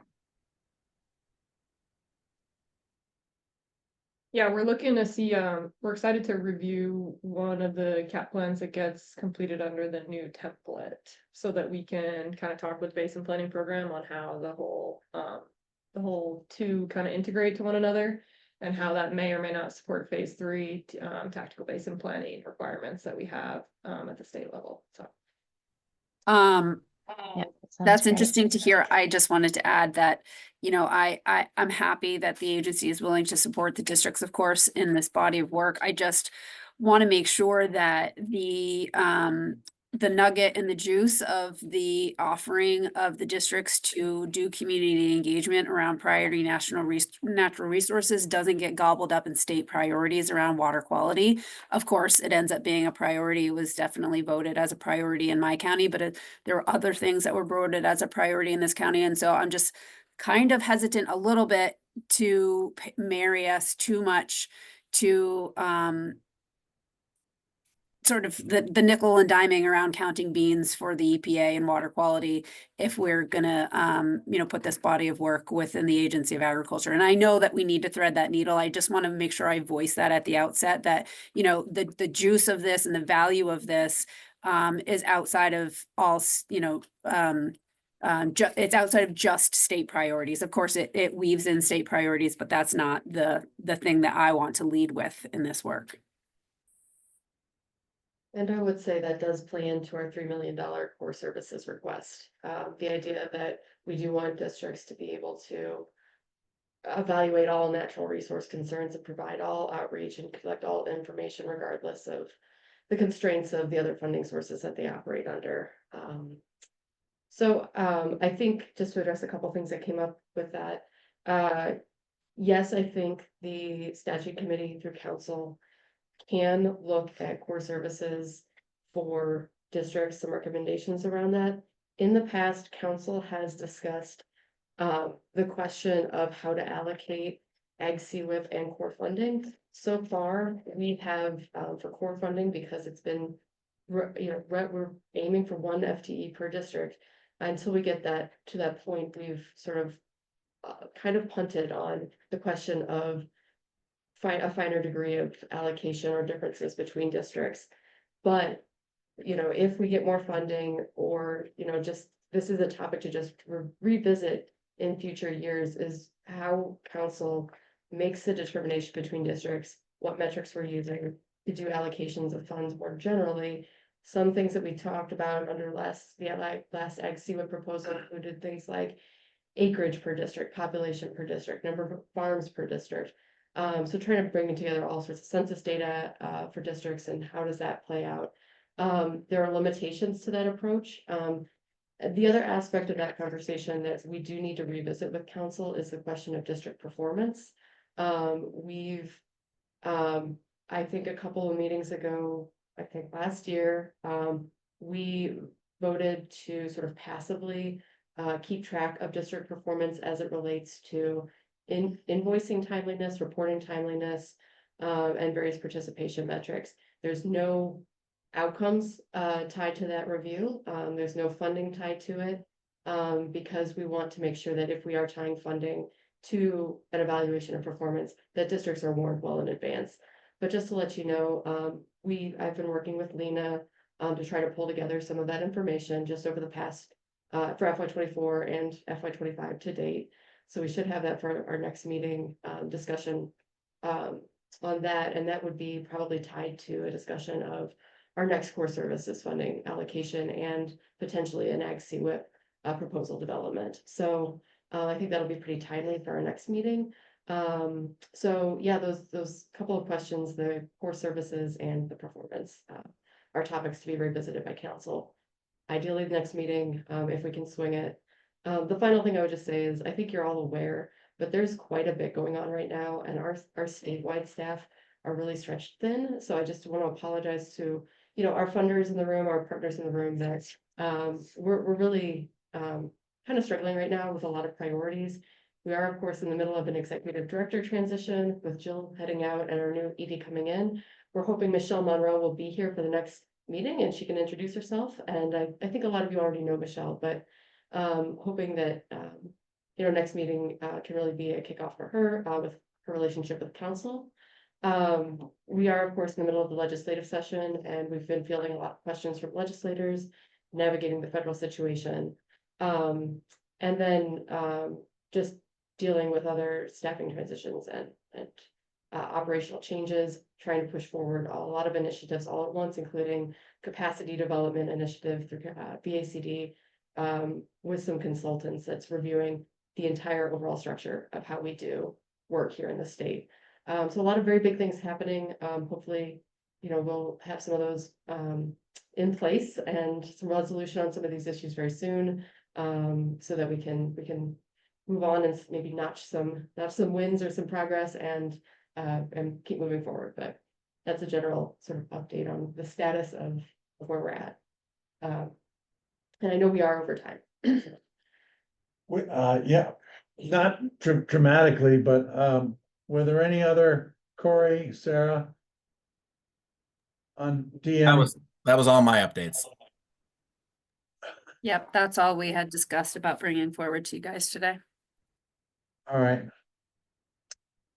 Linda, you and I are the only supervisory union representatives here in the room. Did you have anything that you wanted to share? Not as supervisory union, just with the ACD and as Claire said, it's been a lot going on, but someone mentioned standing up another committee, I think it was Sarah, for like the core services work. The struggle I think we're having a little bit, and I'm hoping, we've made huge progress in the last year with revitalization of the ACD and having supervisor participation. But again, the supervisors that have been coming forward are also stretched thin. So if we can find some more supervisors that want to work on some of these committees, that's how we can move forward with more committees and get some of this work done. But that is seeming to be a little bit of a challenge. And yeah, we're just in big transition time, and but a lot of positive things coming out of it, and just gonna keep trying to plug away. And I just greatly appreciate all of you in this room, so to speak, and all that you're handling. I keep having go through the back of my head. It's good to hear that some of the state funding is somewhat stable, but just what's the word I'm looking for?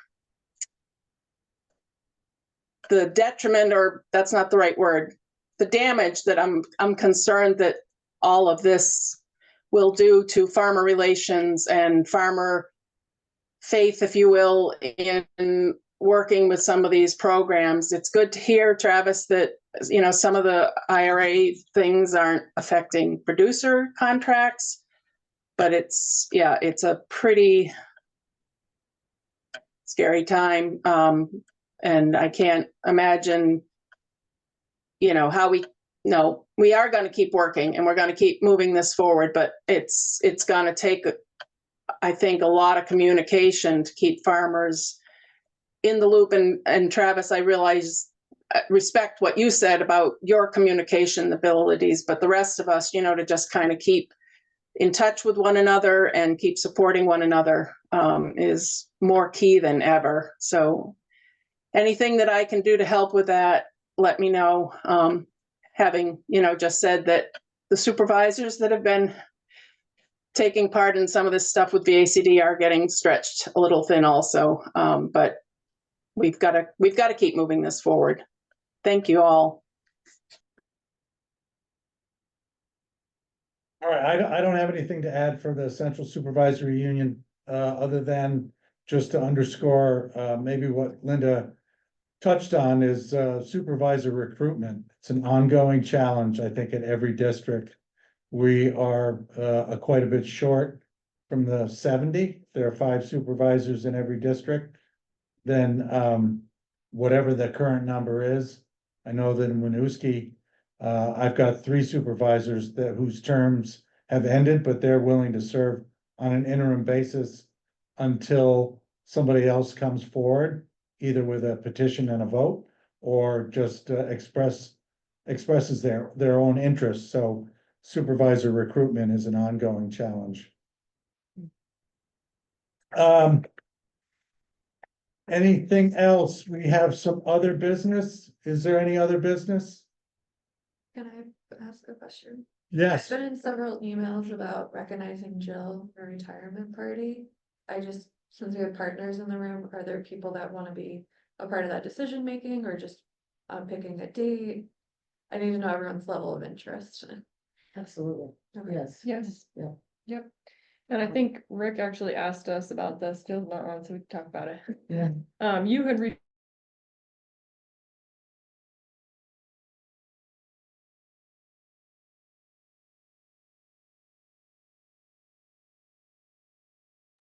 I think they're frozen, Corey. Yeah, we lost everybody in the room. So was she saying she's planning a retirement thing for Jill, I imagine? I think so. Do you know anything about that? Huh, I haven't heard hopefully she anything. gives us, yeah, It's- hopefully they give us enough heads up that we can get it on our calendars. Give you an update It's, if you want one. it's, Okay, So this is something we've been talking about with a number of different people since the fall, but Jill kept pushing her date out and now we have a general sense of her timing for leaving. So given everything that's going on, it's kind of been punted to Julia a little bit and myself, and definitely as many people as want to be involved as possible would be great. We're going to be seeking to set a date that everybody knows. We're not going to go for a surprise or something like that. But yeah, it's kind of like, oh, we need to hear back about the budget and stuff like that, but we'll be moving forward and looping people in. so what time frame are you looking at generally? I think Jill has started saying that she's gonna stay on for another month after Michelle starts this next week. So, I'm assuming it's gonna be early spring. But we literally just got an email about it, so that it's Right. Cool. go do it now.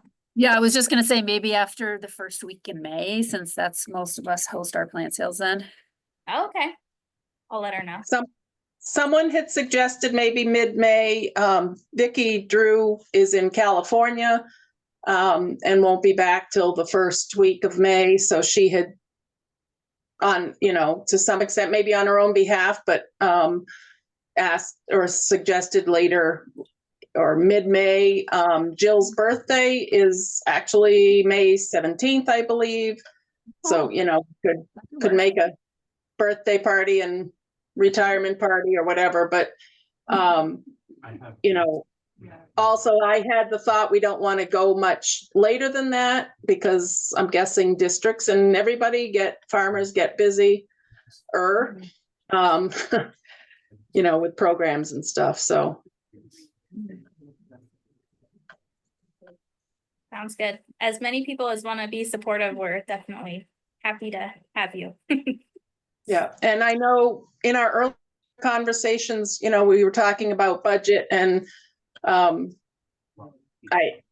still not clear. I don't know that it can really be funded by VACD, for instance. So we'll have to work on that as to just how this gets funded and how we make it happen, but we will make it happen. Yeah. It's maybe there's some way we can partner with a farm to have it on a farm or something, because I think looking at even just having a space for a cocktail hour where people buy their own drinks, we're looking at probably 1,500 at a minimum just to have the space. I look at quite a few, so we Yeah, might. I would someone just raised recommend if it is at a farm, have it be a board member. Have it be something that's like connected to the internal, especially if it's a board member, I think would be a really nice way to connect board members in. Okay. Sounds good. If possible, like if there's a cool board member at Lamoille or, Winooski or White River, I'm sure has got somebody that we could. Not Lamoille, please, not Lamoille. Too far, you mean? Yeah. So maybe like White River. Or Okay. what about Grand Isle? No, just kidding, Linda. I was just about to say, does everyone want to come to Linda's farm? Yeah, Linda, that would be fun, right? There you go. As long as we can all pitch tents. Folks can learn that is also Vermont. Jill has often said that this farm's a slice of heaven and she loves it down here. So, and we'd be glad to host it, but I don't think we get the attendance we want. So yeah, I mean, I thought of like the Billings farm, popped into my head because we've held things there, but again, I don't know what the cost of any of these things are. So yes, if we could find a farm somewhat centrally located that's, a supervisor has or whatever, something would be great. Okay. Well, I'll inform Julia of the suggestions, and she's very great and organized, so I'm sure she's already checked out a few options, but yeah, thanks. Yeah. Thank you, Ally. All right, And thanks, people. it's interesting, we have our own little mini meeting here now. We kind of got cut off from the big room, but Right. They sent an email out, said that they ended. They lost internet, so yeah. It's over. Hey, great to Okay. see everybody, as Okay, you always. too. Take it up. Take care. take care. Thank you.